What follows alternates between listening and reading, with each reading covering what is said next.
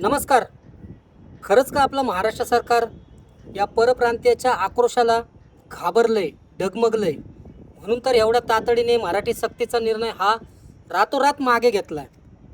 अगोदर मराठी सक्तीचा निर्णय घ्यायचा आणि त्याच्यानंतर काही वातावरण निर्मिती झाल्यानंतर तो लगेच तातडीने मागं घ्यायचा. हे वर्षानुवर्ष असंच चालू आलंय. काही लोकांनी परप्रांतीयाला इथं बसवलं आणि त्याच्यानंतर काही लोकांनी त्यांना पोचण्याचं काम इथं चालू केलेलं आहे. तर काय गरज होती मित्रांनो मराठी सक्तीचा निर्णय मागे घेण्याचा? जर मराठी माणूस खंबीरपणे या सरकारच्या सोबत उभा असताना हा निर्णय तातडीने मागे घेतला. जर मराठी माणूस, मराठी ड्रायव्हर एखाद्या वेळेस कुठलं आंदोलन करतो, हक्काचे रेट मिळवण्यासाठी कुठंतरी तडफड करतो, तर त्याचं आंदोलन हे सरकार चिरडून टाकतं, लगेच त्या क्षणी चिरडलं जातं.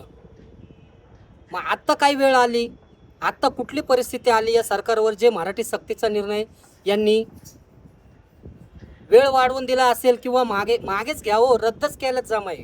बाईक टॅक्सी आणून ड्रायव्हर लोकांच्या उरावर तर बसवलेलीच आहे. त्याच्यानंतर ते नाटक करायचं की आपण बाईक टॅक्सी बंद करतोय, परवाने कायमचे खुले केलेत, ते परत नाटक करायचं, त्याला कुठंतरी स्थगिती देतोय, परवाने आज ना उद्या चालू होतीलच.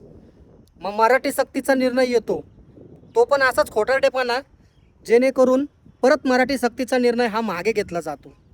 म्हणजे किती ड्रायव्हर लोकांवर किती छळायचं, किती खेळ खेळायचा. मराठी माणसाला नेहमीच एखाद्या बाहुल्याप्रमाणे इथं खेळवलं जातं, तसंच खेळवतं ते नेहमीच. आणि ड्रायव्हर लोकांचं काय हो, ड्रायव्हर लोकांचं कुणाला घेणं देणं नाही आहे. ड्रायव्हर लोकांत जगलं काय आणि मेला काय, इथं असंच चालू आहे. पण महत्त्वाचं काय आहे, हा निर्णय मराठी सक्तीचा जो निर्णय आहे तो एवढा तडकाफडकी मागे का घेतला असेल, काय कारण आहे मागे घ्यायचं? जर एवढं व्यवस्थित चाललं होतं, सोशल मीडिया एकदम तापला होता, सोशल मीडियावर सगळीकडे वातावरण झालं होतं की जो सरकारने निर्णय घेतलेला आहे तो एकदम व्यवस्थित निर्णय घेतलेला आहे आणि एकदम भारी निर्णय घेतलेला आहे. आम्ही सगळे मराठी लोक सगळ्या सोशल मीडियातून प्रतिक्रिया उमटत होतं की आम्ही सगळे मराठी लोक तुमच्या सोबत आहोत, या सरकारसोबत आहोत, आपल्या मंत्री साहेबांसोबत आहोत. तरी मंत्री साहेबांनी असं का केलं? कुठून दबाव आला की हा निर्णय त्यांना मागे घ्यावा लागला?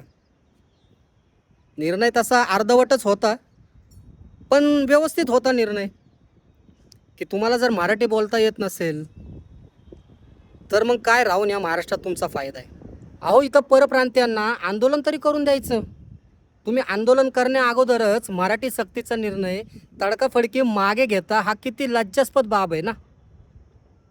मराठी माणूस इथं 10 वेळा मरतोय, आंदोलनं करतोय, त्याच्या मागण्या पूर्ण होत नाही. पण फक्त परप्रांतीयांनी एक शब्द टाकला की आम्ही आंदोलन करतोय, 2 तारीख यायची, अजून 2 तारीख अजून 2-4 दिवसांनी येईल, आंदोलन तरी होऊन द्यायचं. त्याच्यानंतर निर्णय घेतला असेल तर ठीक आहे. पण जर तुम्ही शर्यतीत पळण्याच्या अगोदरच हातपाय गाळून बसलं तर कसं चालन? ह्याला काय अर्थ आहे? कुठून दबाव येतोय तुम्हाला? जर तुम्हाला असं करायचंच नव्हतं तर हा निर्णय घ्यायचं कारण काय होतं? तुम्हाला ड्रायव्हर लोकांमध्ये फूट पाडायची आहे का? जर ड्रायव्हर लोक आपल्या हक्कासाठी लढतात आहे या ओला, उबर, रॅपिडो सारख्या कंपन्यांच्या विरुद्ध, तर तुम्हाला ते आंदोलन या पद्धतीने चिरडायचं आहे का? हिंदी मराठी भाषिक हा वाद लावून. आता कित्येक वर्षे परप्रांतीय लोक महाराष्ट्रात राहतात आहे, कष्ट करतात आहे, पैसा कमवतात आहे, पैसा गावाकडे पाठवून आपल्या लेकराबाळांचा सांभाळ करतात आहे. जर एवढ्या वर्ष परप्रांतीय या महाराष्ट्रात राहतात त्यावेळेस कुणाला काहीच प्रॉब्लेम येत नाही, मग आत्ताही काहीच प्रॉब्लेम नसायला पाहिजे होता ना. मग फक्त हा तातडीने निर्णय घेण्याचा काय उद्देश होता? काय करायचं होतं तुम्हाला साध्य काही कळालं नाही.